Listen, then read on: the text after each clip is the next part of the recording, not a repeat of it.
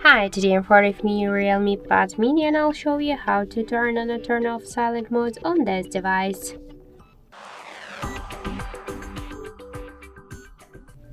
So open first the control panel and you'll see here sound icon. Click on this icon. Now our device is muted, so this means that the silent mode is activated. To turn it off, click on this sound icon and that's it. Also, we could click to up or down volume button. You'll see here this bell icon, tap on it. Now we switch to the cross bell and we can see that our calls and notifications, they will be muted, so this means that the silent mode is activated. To turn it off, click on this bell icon once again and that's it. So thank you for watching, and if you find this video helpful, don't forget to leave a like, comment and to subscribe our channel.